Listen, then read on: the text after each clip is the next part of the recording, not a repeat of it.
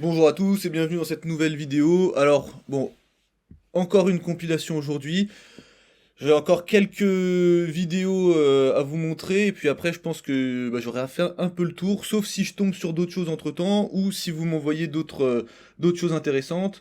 Aujourd'hui on va parler biomécanique du disque intervertébral, on va parler d'épaule et de supraépineux et on va parler de cambrure au niveau du bas du dos. C'est parti. On va faire une pression, tu vois là, tu vois le dentifrice, une pression Ouais. antéro-postérieure, regarde. Voilà, Alors ça, et c'est ouais, je vois. Ouais, un peu plus. Ouais. voilà. Ouais. Alors là en gros on nous montre un tube de dentifrice positionné entre deux vertèbres, on fait de la flexion, le dentifrice il jaillit du tube par l'arrière. C'est pour nous montrer comment ça se passe dans un disque qui a une hernie discale. Mais on va voir qu'en fait ça se passe pas du tout comme ça. Donc je vais faire des rappels de base. Donc en fait en gros le noyau du disque, le noyau pulpeux du disque intervertébral, son comportement il est prévisible tant que le disque il est sain. Donc en flexion ici, le noyau il va se déplacer vers l'arrière et en extension il va plutôt se déplacer vers l'avant. Donc il faut que l'annulus il soit sain et donc en fait que les mécanismes hydrostatiques dans le disque ils fonctionnent. Sinon ça sera pas possible. Donc pour la flexion extension, ça marche. Ensuite, on a des données qui nous montrent aussi des choses sur d'autres mouvements. Donc là, on a de la flexion vers l'extension. Donc normalement, on s'attendrait à ce que le noyau il parte vers l'avant. C'est vrai, comme je l'ai dit, l'extension c'est vrai. Mais en gros, c'est vrai dans 5 cas sur 6. Des fois, le noyau, il va quand même vers l'arrière ou des fois, il bouge pas. Et quand on fait des rotations gauche avec de la flexion, donc rotation gauche, flexion, on s'attendrait à ce que le noyau il parte en arrière et à droite. C'est vrai, mais dans un cas sur 6, il va de l'autre côté. Et quand on fait de la rotation gauche avec une extension, on s'attendrait à ce que le noyau il parte en avant et à droite. Et là, c'est un petit peu plus hasardeux. 4 fois sur 6, c'est vrai. Et 2 fois sur 6, donc dans un tiers des cas, il va de l'autre côté. Donc, voilà, c'est pour vous dire que le modèle discal, il n'est pas sûr à 100%, c'est pas vraiment, voilà, on met de la pression d'un côté, ça part forcément de l'autre. Et nous, ce qui nous intéresse, c'est qu'est-ce qui se passe dans un disque pathologique. C'est ça quand même la question, parce que c'est ça qu'on nous montre. Alors en fait, quand on prend certaines personnes et qu'on les met dans des IRM, on peut voir, par exemple, dans cet exemple, que l'extension ici, ça augmente les protrusions discales. Alors que normalement, l'extension, ça devrait réintégrer le noyau du disque vers l'intérieur, donc vers l'avant. Et ici, on a aussi l'extension qui augmente la protrusion discale. Donc ça déjà, en gros, là c'est comme si on prenait le tube de dentifrice, on faisait une extension, et qu'au lieu que le dentifrice il sorte par l'avant, en fait il sortait aussi par l'arrière. Donc déjà, ça montre que l'exemple qui a été sélectionné, enfin, la démonstration qu'on vous a faite, elle est fausse. On va voir d'autres exemples, pour toujours, pareil, essayer de bien comprendre. Là, en extension, ça diminue, ok, donc ça correspond avec le modèle discal.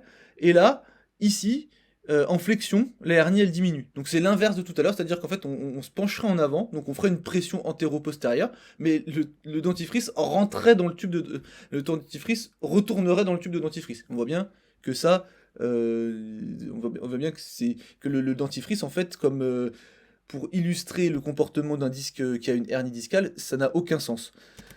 Et là, enfin, en gros, ce que je vous ai montré là, c'est des exemples sur des individus tirés d'une étude, il n'y avait pas grand monde, mais en fait, on a des études qui font des compilations de données. Et en fait, on va pouvoir voir comment le noyau il se déplace. Alors juste, on fait un petit rappel, sur les grades d'atteinte discale, on a du grade 1 au grade 5, plus on va vers le grade 5, plus le disque, ça va pas. Et en gros, quand on regarde les données, en fait, en fonction du niveau de l'atteinte et du grade de l'atteinte, et ben en fait, il va y avoir des mouvements qui vont plus ou moins augmenter la protrusion. Par exemple, entre le niveau L1 et L2, pour les grades 2 et 3, c'est plutôt l'extension qui va augmenter la protrusion. Pour l'étage L2, L3, sur les atteintes de niveau 2 et 5, c'est plutôt l'extension qui va augmenter la protrusion, et sur le grade 3, ça va plutôt être la flexion, par exemple. Ensuite, si on passe, alors on va passer aux étages suivants, entre L3 et L4, voilà, toujours pareil, donc on a donc tout ce qui est vert, c'est tout ce que c'est l'extension qui augmente les hernies, et tout ce qui est bleu, c'est la flexion qui augmente les hernies. Donc on voit, il y a quand même beaucoup de vert. Donc voilà, c'est juste pour vous dire que c'est un petit peu dépassé, ce modèle de si vous vous penchez en avant, vous allez abîmer, enfin vous allez envoyer le noyau du disque vers l'arrière. Faut arrêter avec ces choses-là. Voilà. Là, c'est vraiment la chose à C'est que retenir. quand tu fais une abduction, d'accord, ça veut dire quand tu lèves ton bras sur le côté, la levée latérale, c'est un mouvement d'abduction.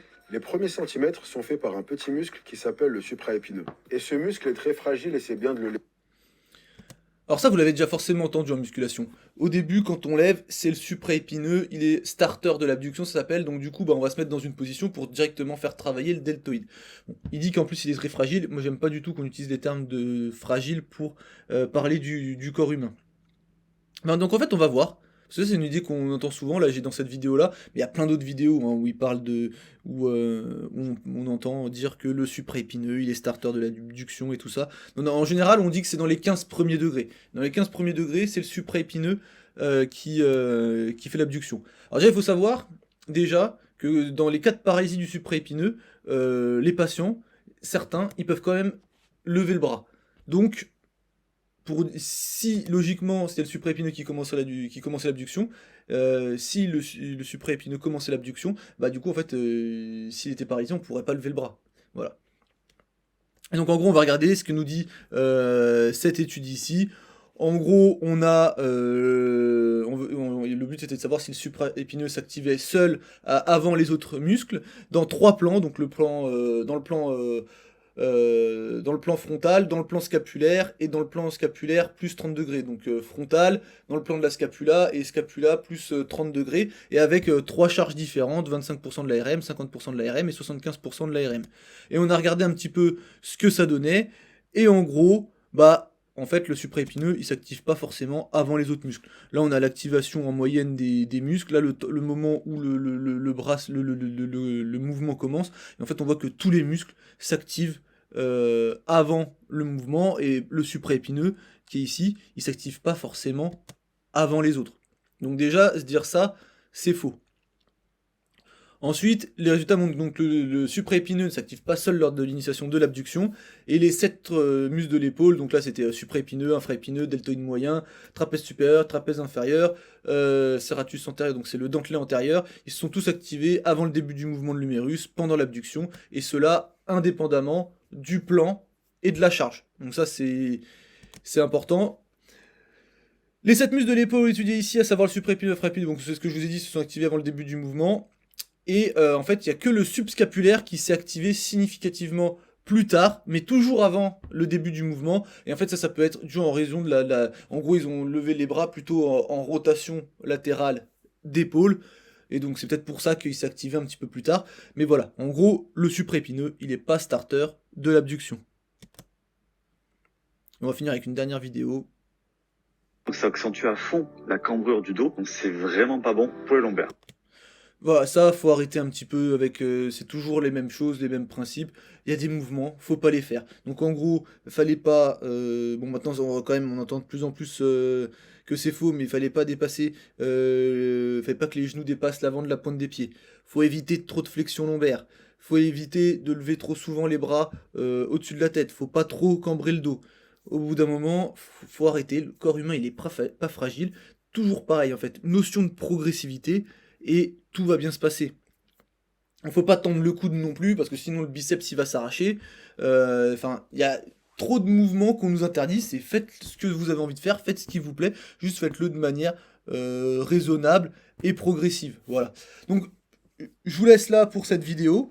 Comme je vous ai dit, j'ai encore un petit peu de... J'ai encore quelques vidéos à analyser, et après je pense que je vais arriver au bout du concept, ou alors il faudra que j'attende un petit peu plus longtemps avant de pouvoir en refaire. Et bientôt je publierai la vidéo sur le tissu conjonctif qui parle du cartilage. Voilà, donc on se dit à la prochaine, salut.